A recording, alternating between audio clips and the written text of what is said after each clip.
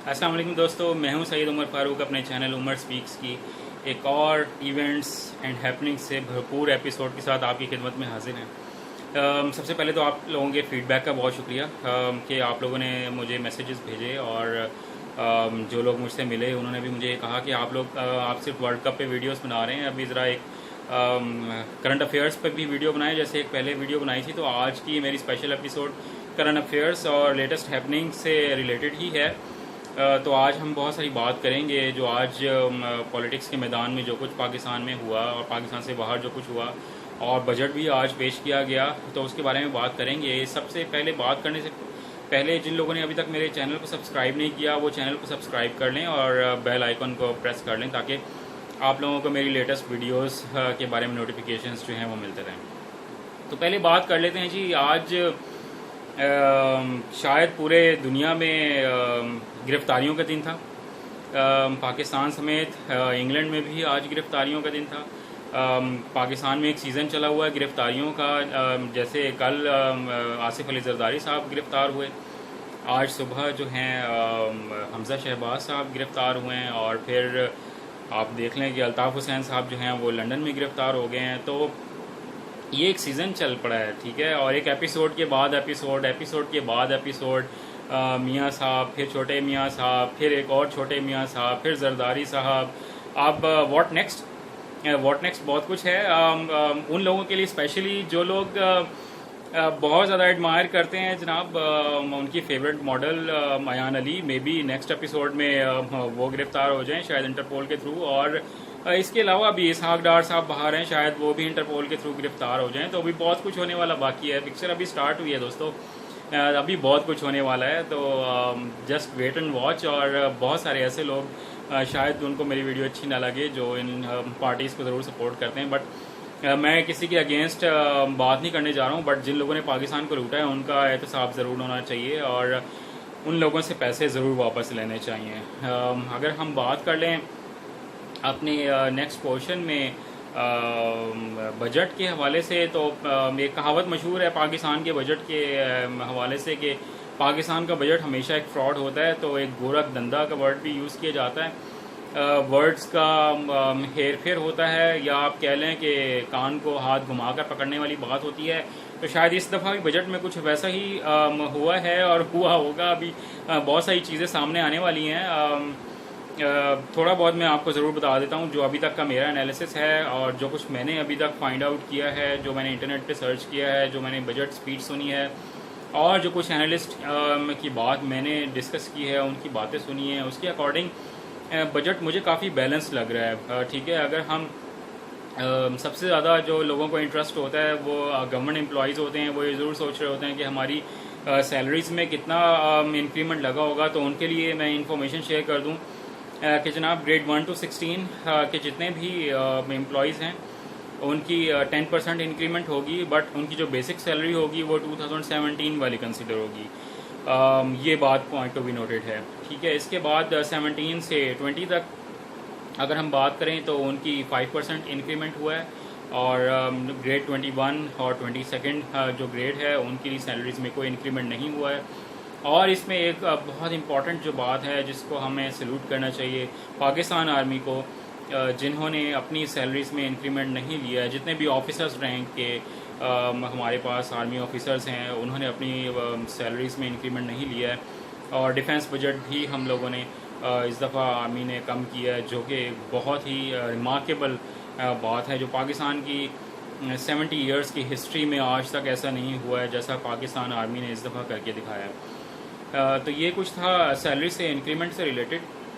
अगर हम कुछ और बात कर लें तो उसमें कुछ चीज़ें महंगी ऑब्वियसली ज़रूर हुई हैं, लाइक शुगर, उसकी प्राइस शायद 3 रुपीज़ पर केजी बढ़ जाएगी। ऑयल की प्राइस थोड़ी सी बढ़ जाएगी, घी की प्राइस थोड़ी सी बढ़ जाएगी। ये चीज़ें हैं जो थोड़ी सी एरिया ऑफ कंसर्न्स हैं। बट राइट नाउ हमारे पास इश्यूज़ बहुत ज़्यादा हैं अभी हमारे पास, क्योंकि इतना फाइनेंस नहीं है कि हम इस कंट्री को रन कर सकें। तो इन तमाम चीज़ों को रिजॉल्व करने के लिए ये कुछ ना कुछ टैक्सेस हमें लगाना पड़ने थे। ये इतना बुरा बजट मुझे नहीं नज़र आ रहा है जितना प्रीवियस बजट नज़र आए हैं। महंगाई हर दौर में होती है। कौन सा ऐसा बजट है पाकिस्तान की हिस्ट्री का کہ جس میں نئے ٹیکسز نہیں لگائے گئے ہیں، جس میں پرائسز انکریز نہیں ہوئی ہیں. آج تک میں نے پاکستان کی ہسٹری کا کوئی ایسا بجٹ نہیں دیکھا ہے. تو اس میں اتنا شور مچا دینا کہ جناب اتنے ایکسپینسز بڑھا دیے ہیں، اتنے جناب ٹیکسز اور لگا دیے، تو ایسا بہت زیادہ کچھ نہیں ہوا. اگر ہم تھوڑی سی آٹو موبائل انڈسٹری کی ہم بات کر لیں تو اس میں کچھ ٹیکسز انکریز کیے ہیں جو امپورٹ پر ہیں، اور کچھ ٹیکسز انکریز کیے ہیں جو لوکلی میڈ کار مینوفیکچررز ہیں. ٹھیک ہے، اس میں 1000 سی سی تک 2% ٹیکس لگایا ہے. 1000 سی سی سے 2000 سی سی تک جو ہے وہ 5.5% ٹیکس لگایا ہے، اور 2000 پلس سی سیز پر 7.5% ٹیکس لگایا. اور یہ آبویس سی بات تھی، اتنا ہونا بھی چاہیے تھا. اور کچھ لوگ بہت یہ بات کر رہے ہوتے ہیں، مجھ سے بھی بہت لوگ یہ ڈسکس کرتے ہیں کہ جو امپورٹ ہے وہ بند ہو گئی ہے، گاڑیوں کی جو امپورٹ ہے وہ بالکل بند کر دی ہے گورنمنٹ نے، اور جو امپورٹڈ گاڑیاں ہیں وہ بہت زیادہ مہنگی ہو گئی ہیں. مونوپلی جو ہے وہ لوکل مارکیٹ جو ہے ان کی بہت زیادہ بڑھ گئی ہے. تو سر اس میں ایک میں آپ کو بات یہاں پر سمجھانا ضرور چاہوں گا، جو لوگ امپورٹڈ کار لورز ہیں ان کو یہ میں ضرور بات سمجھانا چاہوں گا کہ دیکھیں، جب ہم کوئی بھی چیز امپورٹ کرتے ہیں تو اس کا بہت حد تک ریونیو پاکستان سے باہر چلا جاتا ہے، جو ہمیں ڈالرز کی شیپ میں وہاں پے کرنا پڑتا ہے، جس کی وجہ سے ملک میں جو ڈالرز ہیں وہ شارٹ ہو جاتے ہیں.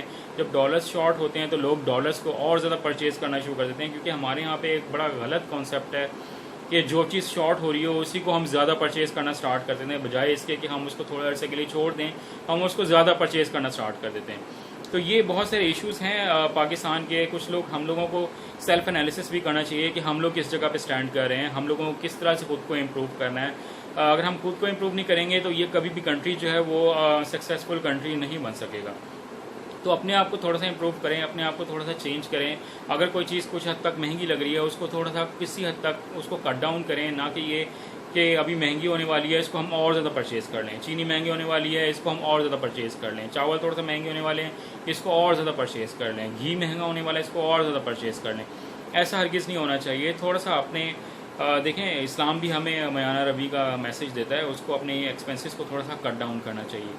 لاسٹ میں جو میں بات کرنا چاہوں گا وہ ٹیکس ایمنسٹی اسکیم کے حوالے سے ہے. ٹیکس ایمنسٹی اسکیم جو ہے اس کی لاسٹ ڈیٹ جو ہے وہ 30 جون 2019 ہے.